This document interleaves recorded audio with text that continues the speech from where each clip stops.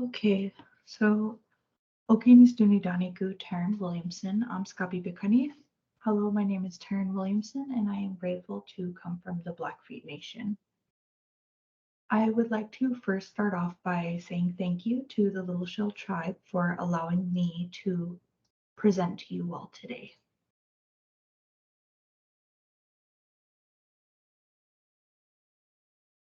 Here's today's presentation agenda. The beginning of the slide will sound repetitive if you have watched my previous presentations, but of course, our information and our services have not changed, so no need to create extra work for myself.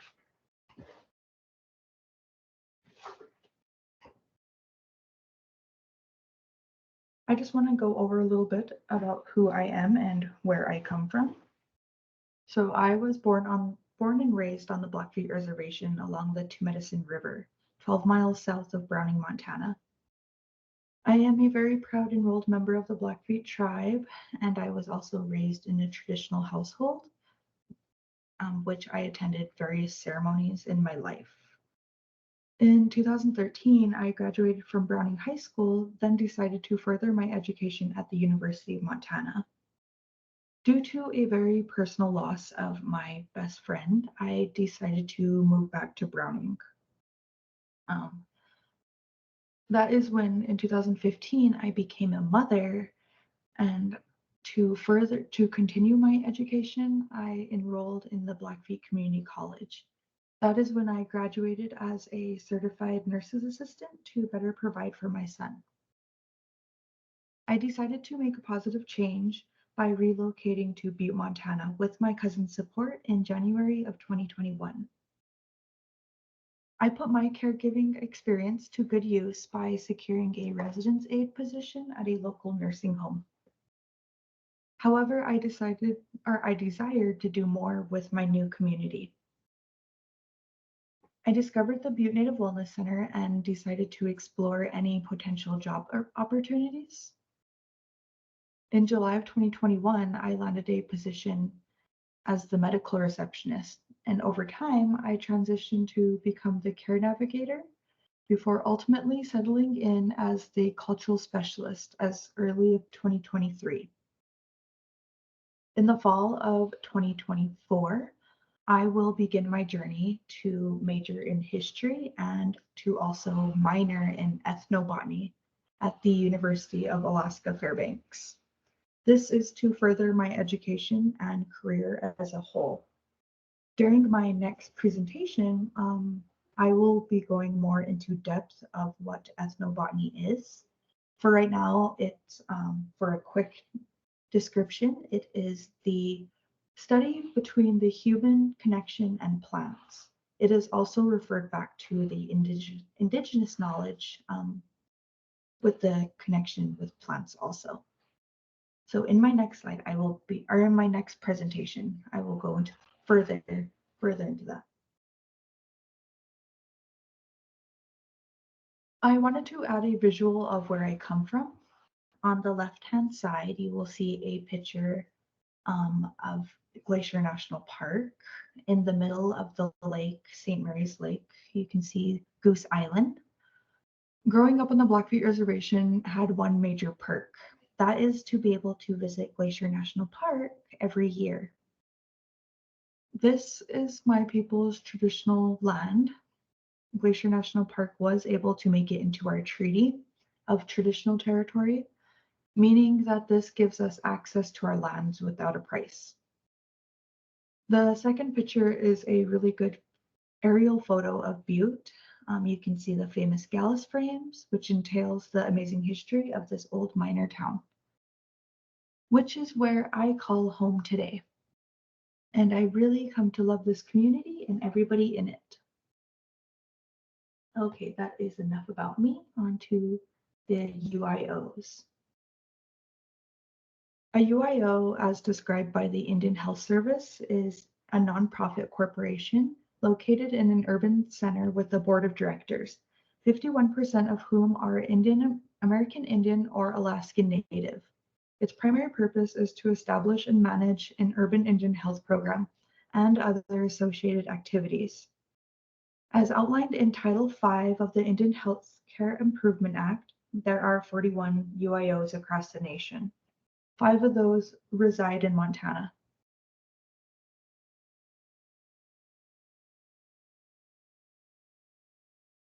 First, I would like to say with pride, I have witnessed the Butte Native Wellness Center's remarkable growth over the last 3 years, as our cultural department also accomplished so much in the last 11 months. Our team's expansion and growth of various departments has only strengthened our commitment to better serving the Native community. I am grateful to be a part of this team and the unwavering support that each member provides. The Butte Native Wellness Center is a certified outpatient clinic serving the American Indian and Alaskan Native community of Butte, Montana, and the surrounding areas. Our clinic provides primary health wellness services such as mental health, substance abuse recovery, diabetes care, education and prevention, cultural services, and other primary healthcare essentials.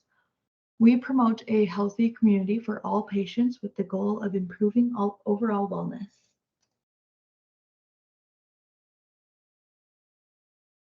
My job at the BNWC is the cultural specialist. What I do is I promote cultural connectedness in an urban environment such as Butte. One way I achieve this is for our patients that we see at the clinic, we offer a complimentary smudge kit that includes a abalone shell, matches, a small braid of sweetgrass, cedar, sage bundles, and a pinch of ceremonial tobacco, all packaged in a cedar box. These boxes are refillable once a month. If a patient has questions regarding tribal resources, I can help with that also, like such as enrollment or anything. We also hold different events open to the public that revolve around storytelling, drumming, and more. And this includes our herbal pharmacy, which I am going to go into more detail. Besides my own duties that are linked with the cultural department, I also will be a backup for our registered nurse, Caitlin, with retina imaging as a imaging specialist. This process is linked to diabetic retinopathy. I will also be assisting with our psychiatric nurse practitioner, Hope, with our newest project. This is the Wellbriety and Talking Circles as part of our recovery services. In April, we will be getting trained with the White Bison Wellbriety Center in order to conduct those meetings. Wellbriety is what I like to describe as AA or NA for Natives or Indigenous people. I myself, as a Native woman who is also in recovery, I like to say that my culture is what keeps me going strong in my sobriety. And I just can't wait to actually kind of get trained in Wellbriety to kind of show others how well this program works.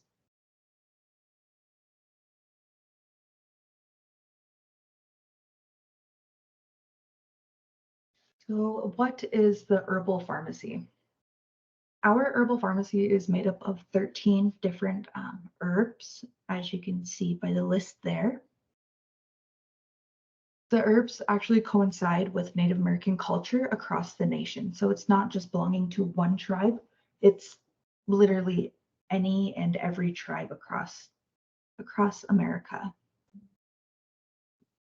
These clippings are herbs. It just kind of helps with the medicine bags. The medicine bags are a small canvas tie bag, and it is given to the individual that they can pack however they like. I provided a brief description of the plant on the sheets you can see underneath the jars in the picture. As they are reading the explanation of each herb, I remind them that they should have positive thoughts while handling these herbs because our energy can be transferred, and we always want good energy around us. We call these medicine bags, like I said, because traditionally our herbs are considered to be good medicine. And for right now, our herbal pharmacy is for aromatherapy only. As I mentioned in previous presentations, our pine needles were unable to sustain their shelf life due to molding. The earth is getting ready to prepare to defrost, which is a perfect time for me to go bring these pine needles back to Mother Earth by burying them. This is my call to make this decision because my relationship with plants, moldy or not, still have a soft spot in my heart. And I can't throw plants away because it's not the pine needle's fault they got moldy. But what I also plan on doing is contacting my uncle, who is kind of like my knowledge person that I receive different information from on, how to's and what not to do. So I'm going to call him and actually see what is a good protocol about going about these different herbs. So the cultural department understands and cares about our patients' safety and health. With that being said, before any consumption plan is implemented, we first have to educate ourselves by being properly trained. With that being said, I would like to put out a disclaimer about different uses these plants may have regarding consumption. After doing thorough research, BNWC does not support consumption, so please be advised.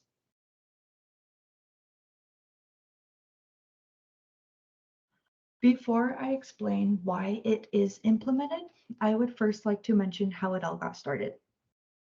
A member of the Blackfeet community worked for Zero Suicide, which is a nonprofit organization that focuses on mental and behavioral health. He came to our center and he introduced us to using traditional medicine to promote a better well-being. We thought it was a great idea and it tied perfectly into our clinic that is native-centered. I am so grateful for this individual because he is a positive member of the Blackfeet community and he loves to see Native people strive. So our representation of the ancestral plants and medicines provided in the herbal pharmacy is actually an interactive and hands-on experience. But this is also followed with sanitary precautions. So these plants, they carry teachings that have been passed down for generations, originating from the indigenous people of this land. Each plant holds a symbolic and sacred meaning, offering a sense of protection and healing. The grounding technique and our herbal pharmacy bags, medicine bags, correlate because both practices promote mindfulness and to help reduce negative thoughts and feelings such as anxiety. I personally use my medicine bag for whenever I'm feeling stressed or overwhelmed. It helps me kind of take time to be in the moment, and it's like a soft reminder that that everything's going to be okay. It just kind of floods my brain with that protection and healing component that makes up this medicine bag. But what I like to put in mine is like sweetgrass, sage, cedar, tobacco, and lavender. The sweetgrass, sage, cedar, and tobacco are considered the four most sacred herbs, I guess. But the lavender just kind of throws in that calmness that I like to have around me.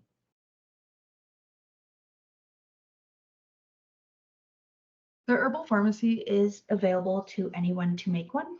This means that we do not set limitations for who has access to it. Unlike our smudge kits, we do reserve those for patients only because patients are our first priority. We do hold public events and we get recognized by outside organizations. So we believe it is only right to offer these herbs to everyone, but only if they're willing to understand the traditional values of these plants. So where we obtain these herbs, as of right now, we order our herbs, preferably local or native owned. All of our herbs get shipped across the country, such as Connectco is based out of Illinois. Meadowlark Apothecary is in Missoula. Magic Brands is out of California. Grassroots Supply is in Florida. . These are all small businesses that are family owned. There is also the Prairie Edge Sioux Trading Post, which is located in Rapid City, South Dakota. They have been one of our herb suppliers. With that being said, I am currently in the process of learning how to properly forage our traditional plants in the surrounding areas. Not only are we gaining knowledge from our community pro gardeners, but also from elders that I have the privilege of learning from back home on my reservation. If anyone has any resources, you can please email me. I left my email and my phone number at the end of our slides.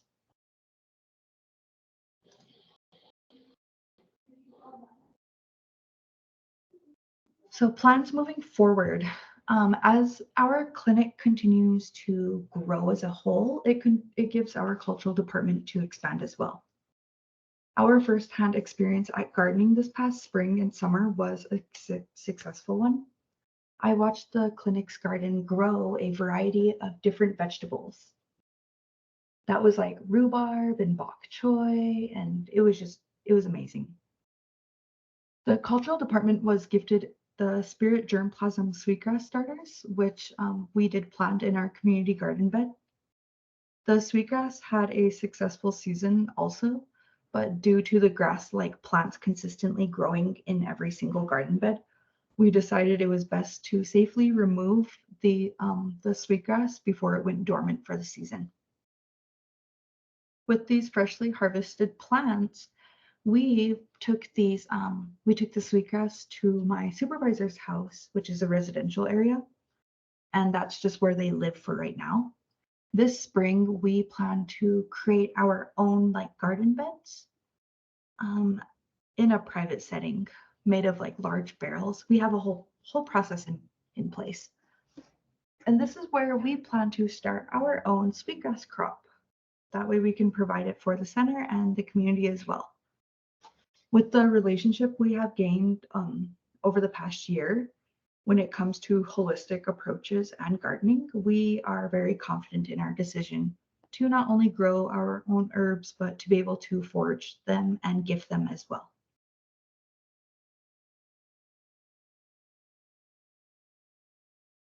Our herbal pharmacy has been such an inspiration to the urban Indian health clinics across the nations, including Denver Indian Health and Family Services.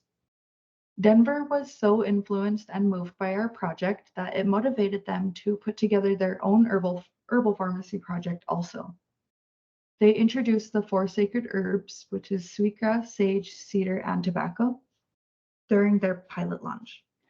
We were told of their community's excitements about the medicine bags, and they provided over 130 of them within a month. BNWC was then featured in presentations for the National Council of Urban Indians. And here is an exciting update. Our curiosity grew as we have been so busy for these past few months. We reached out to Denver to check on how their project is coming along. By our surprise, the sweet lady, her name is Claire Kroenke. She told us of exciting news that she recently took on a position as a traditional medicine practitioner. Sorry, Claire, for mispronouncing your last name. Her background is an enrolled Ojibwe tribal member, but she is also an expert in traditional Chinese medicine. A lot of her work revolves around the herbal pharmacy. She was then granted permission to indigenize her pharmacy.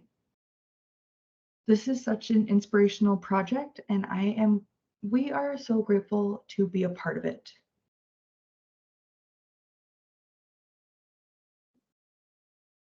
So before we begin to discuss the 2 main topics of today's presentation, I would like to first point out that I do not claim nor have the rights to any medicine man or woman title. Also, I want to address that although these plants are considered ceremonial, I will not be going into any details about any type of ceremony practices. That is just how I was raised. There are crucial details when it comes to ceremonies that I have no rights to be discussing. What I am going to share with you all is my own knowledge from my upbringing, information I have gathered from elders and tribal members from different tribes, and my own exploration and study of each plant. Thank you. So during this presentation, I will be telling personal stories and condensed tribal stories of these sacred plants. That's if I can find any. I also want to mention that because Butte Native Wellness Center is an urban Indian organization, we like to be inclusive with all tribes and throughout the nation. I find it fascinating learning about other tribes and their customs because it gives me a deeper understanding of how important our connection is with Mother Earth. And I hope you enjoyed as well. The first plant we want to talk about is the bear root or Oshá. This plant is considered sacred and it is also very essential to different tribes because of its vast diversity of uses. Pretty much every single part of this plant can be used in its own unique way. As you can see, I have this plant listed as bear root and Oshá. These are just names. I will be flip-flopping those terms back and forth as we go through the slides. There are 12 different species that fall under the licorice and carrot / parsley family, but there is only one true Ligusticum porteri among the 12 varieties. Nothing can quite compare. Bear root can also be found in the Rocky Mountains, which is where this plant is native to. Although it has mountainous roots, it is more prominent in the southwest region. Although it has been found in the Libby and Eureka area and in the Bighorn County. We received our bear root from the Prairie Edge and Sioux Trading Post, which is located in Rapid City, South Dakota. And they pick their roots from the higher elevations west of the Black Hills.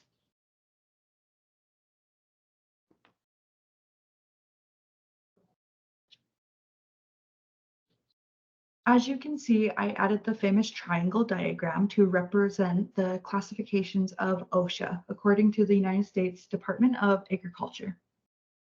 Classification of plants is a very useful and important because it helps everyone understand the components that make up said plant. By understanding the flowers and the reproductive part of the plant, then you can begin to classify, then break that down to the species. It is a complicated process, but it is a very much necessary for the plant kingdom.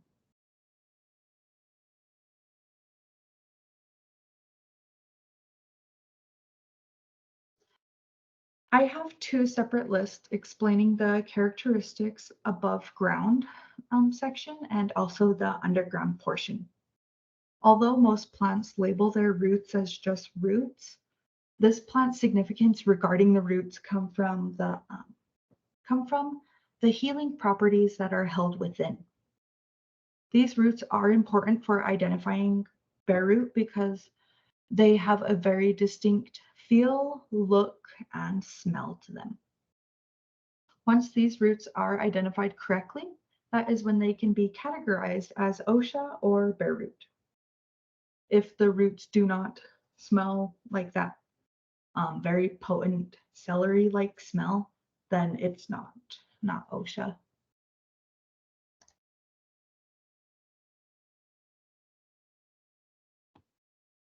Here I have compiled a list of different names.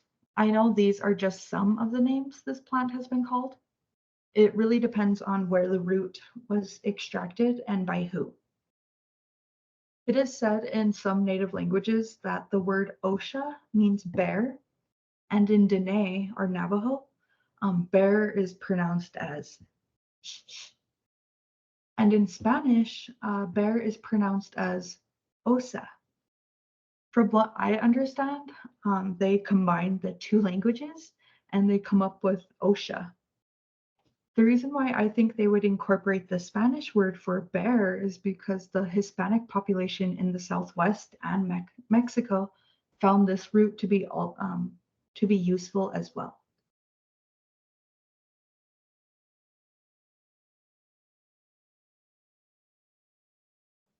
Most tribes use this plant in common ways, such as treating a sore throat, but many different tribes also had their own unique way of making use of this important plant. The bear root, from what I found out, is sacred to the Chippewas, the Crees, the Crows, Kootenai, Salish, Cheyenne, Dakota, Nakota, Lakota, all that's just probably just a scratch on the surface of the tribes who utilize this plant.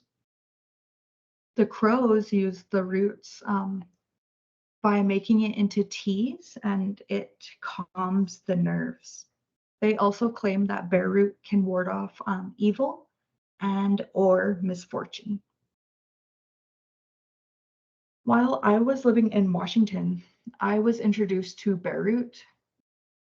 On the site I was living, we had access to fresh fruit and vegetables and our own culture. I met natives from all over the nation, and from what I found out was that pretty sure they were Navajo. They told me that they would chew on the bear root while they were going into sweat, and why they would chew it is because it would help them open up their airways in their lungs. So it just helped them breathe easier, which I found was pretty cool. Another group of Indigenous people I want to mention is the Southwest tribes, which is the Zuni, Pueblo, Apache, Dene, or the Navajos, and the Ute. The Navajo tribe based this medicinal knowledge on bears' behaviors. They would observe bears digging up this root and consuming it whenever they were either sick or weak. Observations also noted that some bears bring their mates bear root, and that was kind of like a view of an act of love. So it's kind of like a symbol for love. Due to the powerful scent that comes with bear root, some tribes found this root to also be very helpful when it comes to crossing paths with snakes. So they would line their moccasins with, or they would put bear root like by their moccasins, more closer down to their feet. So it acted as a snake repellent.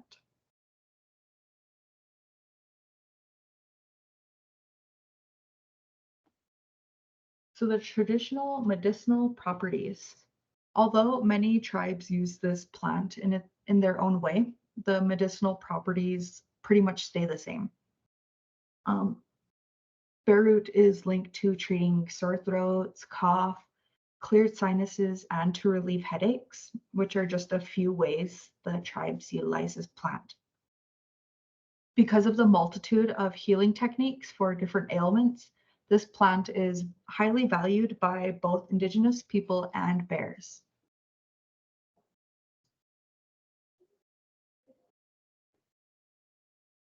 There have been accounts of Indigenous people using different herbs and roots to somewhat season their meat. It is believed that Oshá root was one of them due to its potent smell/flavor. This may also be associated with the fact that bear root comes from the celery and parsley family, which we all know is a common household kitchen spice. In the past few decades, Oshá root has really come to light within the general public. The exposure this plant has gotten has given it a new outlook on the world, such as boiling the leaves for soups and or just adding raw Oshá leaves to salads. With exploration of this plant comes a lot more than adding to a nice salad, which people soon found out.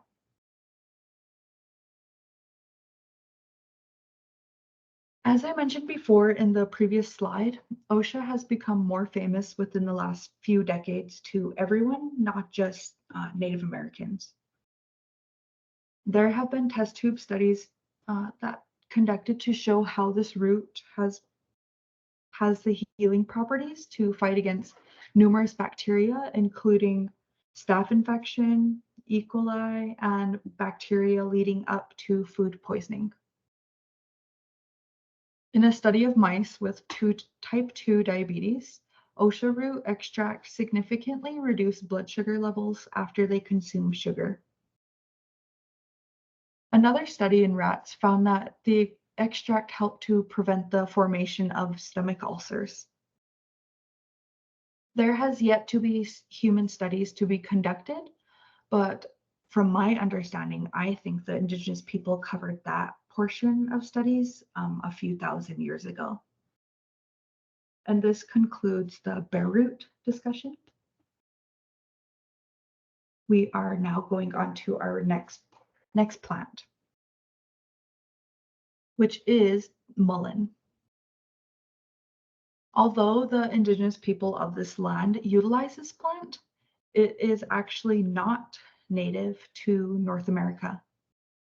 This plant is native to Asia, Northern Africa, and Europe.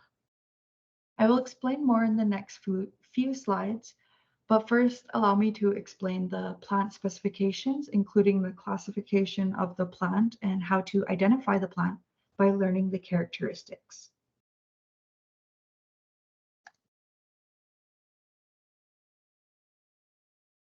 There are 360 species of verbascum, one of them being the common mullein that is very widely known throughout the world. This plant can produce between 136,000 to 175,000 seeds, compared to the average plant that produces around 100 to 2,000 seeds. This plant is considered to be a short-lived perennial. There are around 21 different names for the common mullein, including great mullein, candlewick plant, Erin's rod, and many others.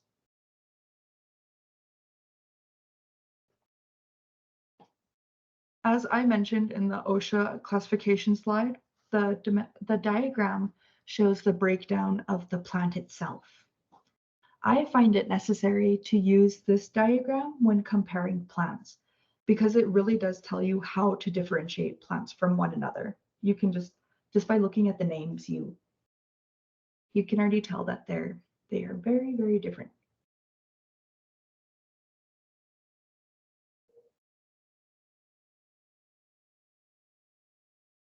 Here are some noticeable characteristics of mullein based off of observation. Plants can be classified and viewed as living organisms because that's what they are. All plants have cells, growth, reproductive organs and systems, adaptation, and respiration. These are what make up all living things on Earth. So the importance of noticing these visible characteristics are like a reminder to stop and just be in the moment. Identifying a plant, I learned, can be somewhat therapeutic. Keeping in mind these plants to the Indigenous people contain spirits.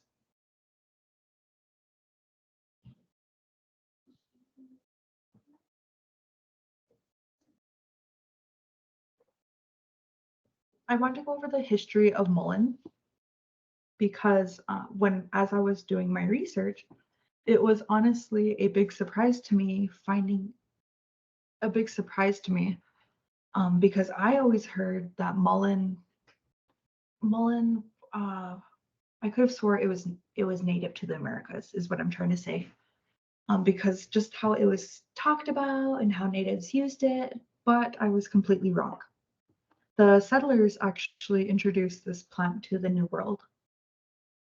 The colonizers understood completely the medicinal and other biological benefits of this plant, but they also brought it over for another reason, which was to poison fish. What they decided to do was place some crushed up seeds in the fish-infested waters to poison them. Greed is what fueled this idea because the toxic seeds made it difficult for fish to breathe, leading to easy catches and harvests. While the settlers were poisoning the fish, the great mullein decided to make its debut on the west side of the New World. It is reported by the 1800s, mullein infested the lands all the way across the nation from the East Coast to the West Coast. Of course, because of the native people's vast horticulture knowledge of every plant they come in contact with, they become curious about this new strange plant and took it upon themselves to figure out what this plant does.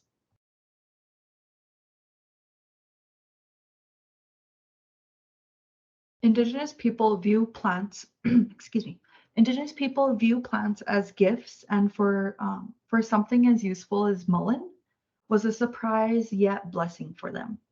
Some even referred it to as survival weed. The indigenous people took full advantage of this new plant by crushing or sometimes boiling the leaves and then grinding it into a paste. This was then applied to the affected area that was either abscessed, bruised, burned, sprained, or even rashes. The Zuni tribe would turn the root into powder to treat infections, rashes, sores, and athlete's foot. The Dene Navajo really favored the mullein. They even referred to it as big tobacco. They would inhale the smoke to relieve lung congestion and even asthma. These leaves were boiled down to produce another type of paste for painful joints too. A lot of tribes also use these leaves to line their moccasins because of the soft texture of the leaves.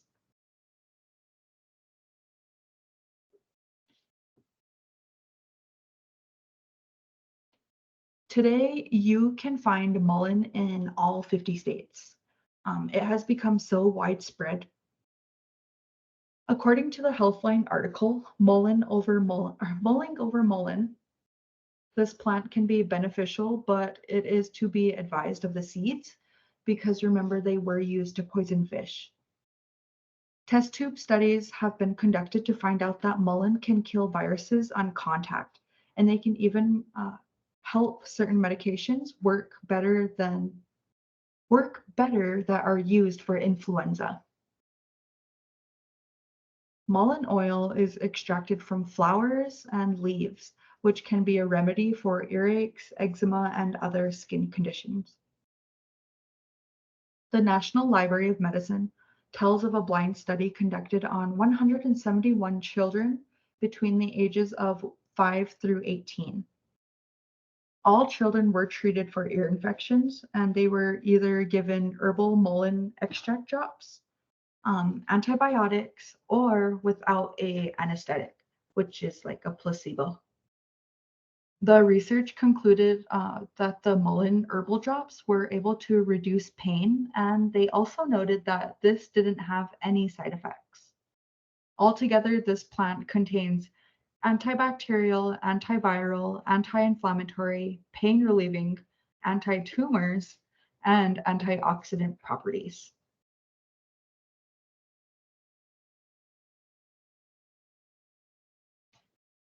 In conclusion, bare root is a symbol for love, protection, and can be used to open up airways. Mullein is a great example of make do with what you have. You never know what you'll get. The native perspective on plants should be taken into consideration when handling traditional plants, herbs, or trees. Native people believe these plants have spirits and they are a gift from the Creator.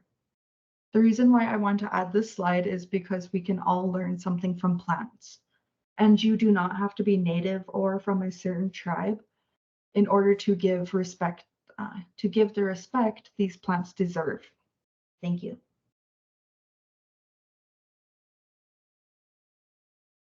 During this portion of this presentation, I will just be going over different services that our clinic provides and our different events that we hold. BNWC would like to offer our culturally centered text messaging service program that is proven to improve mental health, which is called Caring Contacts. I am the person who actually enters in everyone's information and holds the contact list. I only need your name and number. No other information is required. You will receive a message every 2 weeks for 6 months, but you can also opt out anytime. It is available for everyone, so you do not need to be native to sign up. At the end of the 6 months, you will be asked to take a quick survey. This is just to help us improve the program.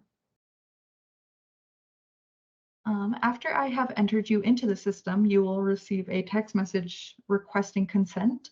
This is very important because you must answer yes. And after you do that, you're all set. And at the bottom of the screen, oops, I provided my email and our clinic's phone number.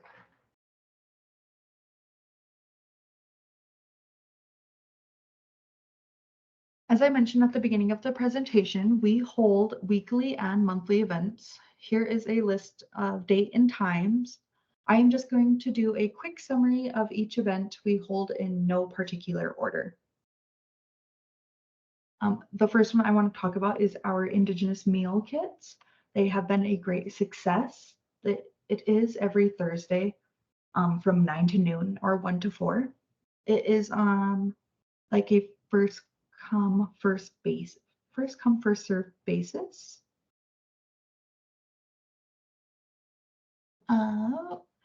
Our weekly events are our beading workshop that includes for the public to allow them to come in and learn a new hobby because we do provide all the materials. All you need to do is show up. We have also partnered with the Butte's Historic Clark Chateau Museum and Gallery to host quarterly beading workshops with them. Drumming Circle and Supper and Stories, they are the center's longest running monthly events. Our drumming circle is hosted by Kim Boyle, who is a member of the Little Shell tribe. It's like a prayer circle. It can be very moving as I attend every month to support Kim.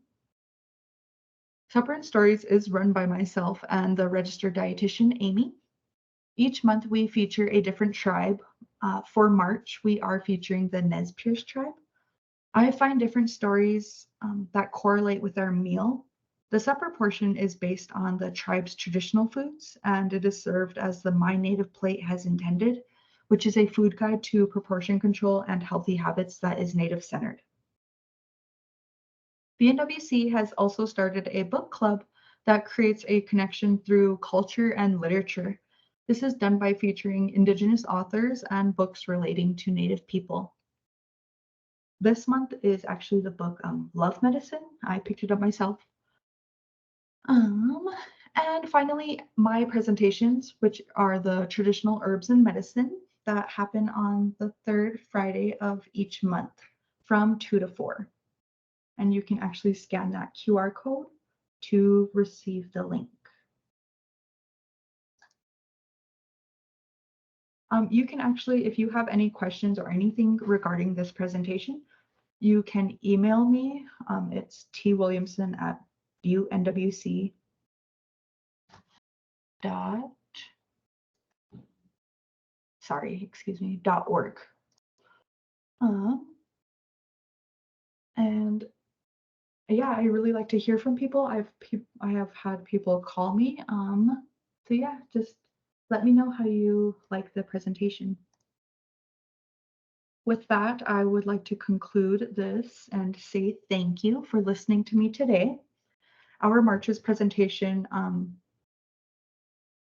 included the mullein and the berry.